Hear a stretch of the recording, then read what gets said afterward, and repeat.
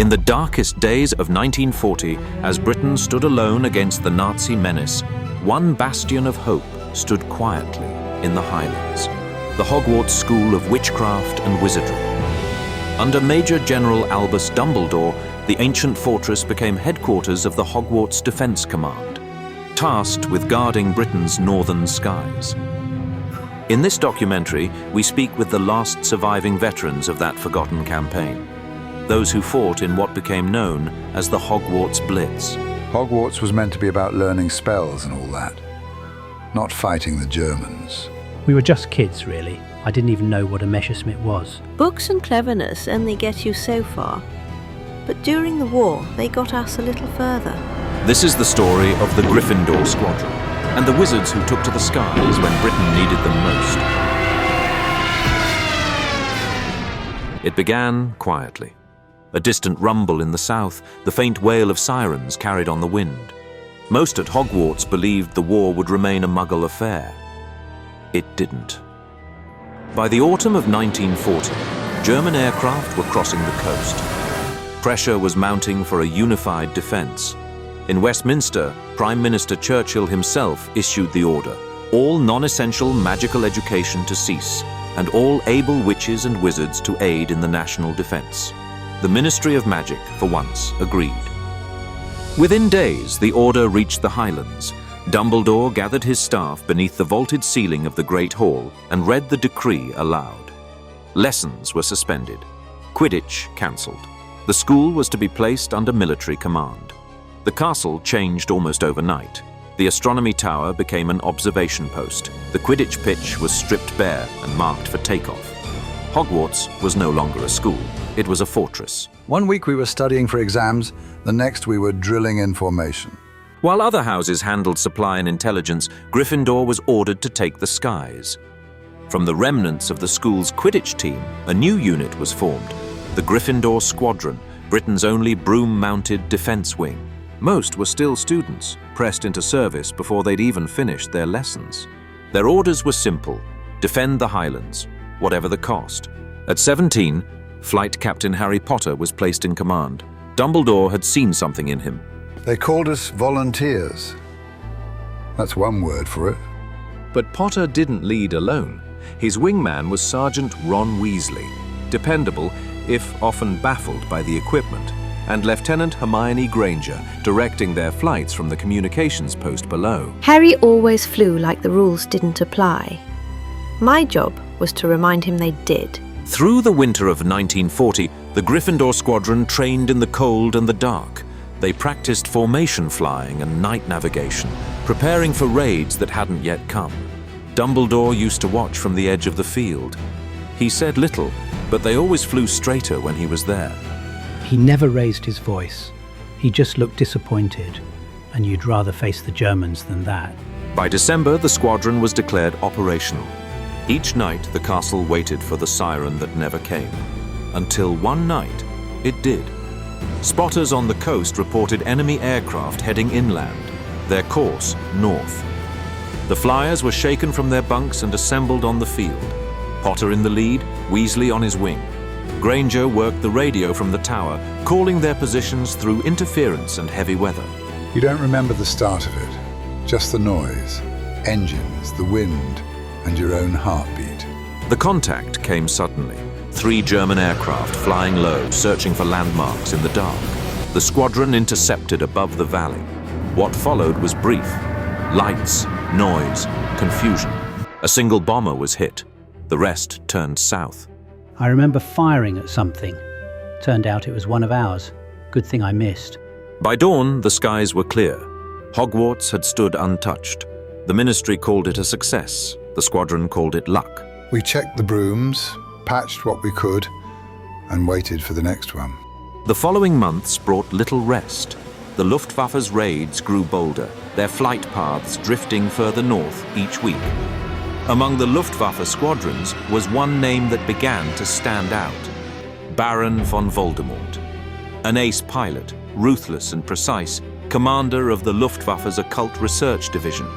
His objective was said to be more than conquest. Intelligence suggested he sought a weapon of extraordinary power, The Elder Wand, known in German briefings as the Wunderwaffe.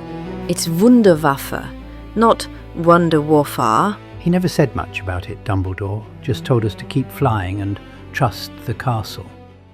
The Gryffindor squadron began flying nightly patrols, tired, undermanned, and often outnumbered. They became the first and last line of defense above the Highlands. Below, the castle lived under blackout. No torches, no fires, and no safety after dark. We still had classes. Only difference was, the homework could shoot back. As spring turned to summer, the war around Hogwarts widened. The Gryffindor squadron held the skies, but the fighting had moved beyond them. Every house had its front, some more visible than others. Captain Severus Snape disappeared from the castle that June. Officially, he had defected, joining the Reich's occult division under Baron von Voldemort. In truth, it was a covert mission, authorized by Dumbledore alone and codenamed Operation Half-Blood. From within enemy lines, Snape sent coded reports on the Baron's movements and his pursuit of the Wunderwaffe. Only Dumbledore knew the truth. To everyone else, he was a traitor.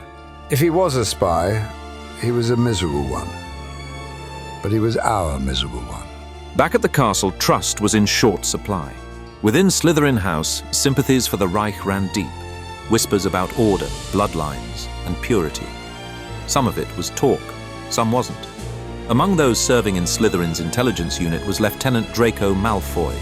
Sharp, ambitious, and far too comfortable with the rhetoric coming out of Berlin. Officially, he worked on counterintelligence and signal interception. Unofficially, he was a liability. Malfoy liked to remind everyone he spoke German. Shame none of the Germans agreed. His reports were inconsistent, often contradictory.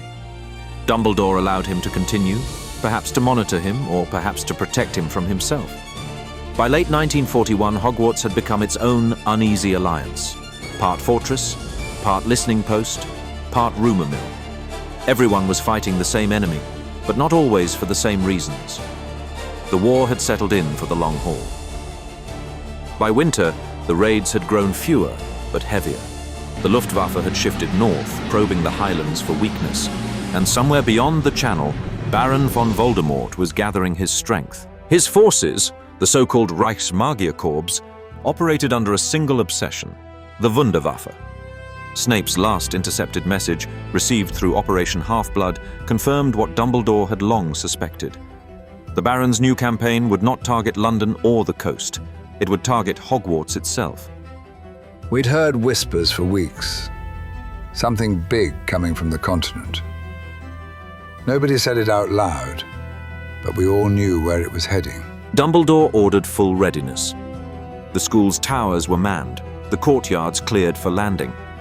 Hagrid, the former gamekeeper turned tank commander, was redeployed to the southern pass to secure the supply route. The Gryffindor squadron was placed on constant alert. Engines warmed, brooms prepped, maps redrawn. They said it was just another drill. We all knew it wasn't. At first light on the 3rd of December 1941, spotters on the coast reported movement over the North Sea, a formation larger than any seen before. Their heading was north. Voldemort was coming. Just after dawn, the first wave crossed into Scottish airspace. Sirens rolled through the Highlands as the castle broke its blackout for the first time in months. From the astronomy tower, Dumbledore watched the sun rise behind the smoke. His order was simple: hold the line. You never forget the sound. The scream before the bombs. The first bombs hit the castle walls. Stone and snow fell together. By the time the echoes faded, the squadron was already airborne. Across the valley, the Luftwaffe came in tight formation, Messerschmitts escorting a line of bombers. The Gryffindor squadron climbed to meet them, vanishing into the low clouds. We went up into the clouds. Couldn't see a bloody thing. While the sky above the castle filled with smoke, the fighting on the ground had already begun.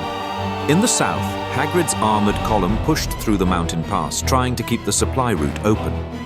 Snow had started early that morning, turning the road to mud. When the first shells hit, the convoy stalled. They came through on the radio once, Hagrid calling for help, engines in the background. Then nothing but static after that. With the convoy cut off, the castle's fuel and ammunition were running out. Then, out of the haze above the southern pass, a single flare went up, bright green against the snow. It shouldn't have been possible at that range, but it was enough. Later reports confirmed it was fired by Dobby, a former prisoner of war who had joined Hagrid's unit as a volunteer. He was killed moments later, still holding the launcher. He wasn't meant to be there, but he was. Always was. The squadron saw the flare and turned toward it without hesitation. German bombers were circling for a final run when Potter's team came in behind them. The sky filled with contrails and smoke. Then a black aircraft appeared at altitude. Narrow-winged, unmarked, moving faster than the rest. It headed straight for the castle. Didn't need to look twice. It was him.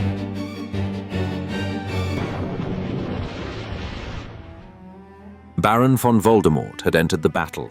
Potter turned to meet him. The two shapes crossed against the morning light, once, twice, then disappeared into the cloud. When the Baron's plane re-emerged, it was trailing smoke. It turned south and disappeared over the hills. The rest of the formation broke and fled. We thought he was gone. Then he walked back in, steaming like a kettle. Said he'd had worse landings. We met head-on. I survived. That's the only story there ever is. By midday, the skies were clear. The Germans were gone. Hogwarts had held. In the weeks that followed, the uniforms disappeared. The drills stopped.